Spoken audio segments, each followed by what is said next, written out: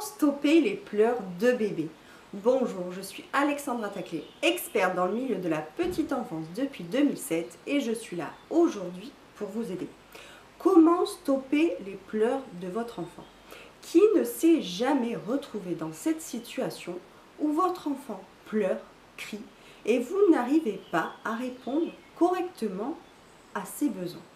Vous vous sentez impuissante et avec tant d'incompréhension, vous ne savez pas que faire dans ces situations. Il peut même s'ensuivre un moment d'agacement et parfois même de perte de contrôle. Je vais, dans cette vidéo, vous aider à prendre conscience de tous les enjeux qui se jouent et vous aider également à répondre de façon adéquate et efficace à votre enfant. Mais avant toute chose, je vais vous demander de mettre un petit pouce bleu à cette vidéo et à vous abonner à cette chaîne si ça n'est pas encore fait. Dans un premier temps, j'aimerais vous dire et vous faire savoir qu'un nourrisson ne fait pas de caprices et n'en fera jamais. Les cris d'un enfant peuvent même être rassurants pour une maman. Je prends l'exemple lors de l'accouchement du premier cri. Cela rassure bien des mamans d'entendre leur enfant pleurer à l'accouchement. Il faut savoir que les pleurs sont le seul moyen d'expression d'un nourrisson.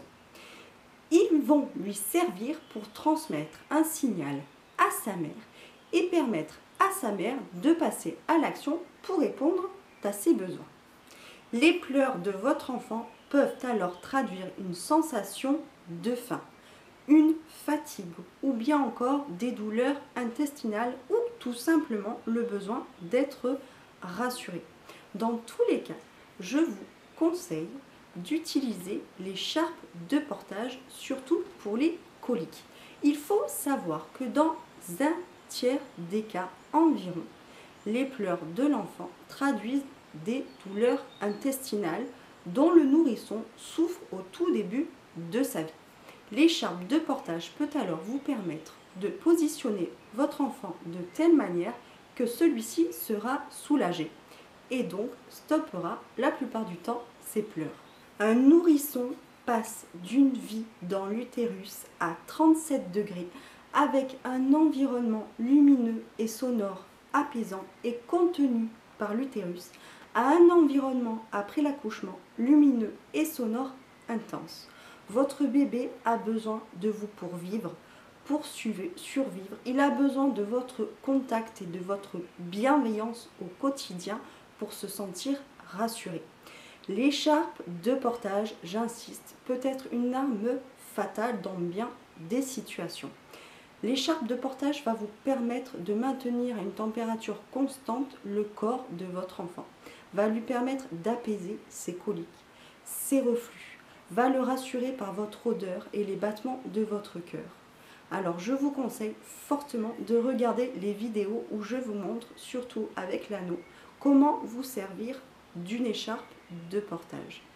Cependant, si malgré tous vos efforts, le fait de lui avoir donné à manger, le fait d'avoir répondu à sa fatigue, le fait d'avoir été là au corps à corps et bienveillante, si malgré tout ça, vous voyez que votre enfant continue de pleurer assez régulièrement et fortement et que rien n'y fait, alors je vous conseille d'aller voir votre pédiatre afin de vous rassurer et de faire le point concernant votre bébé.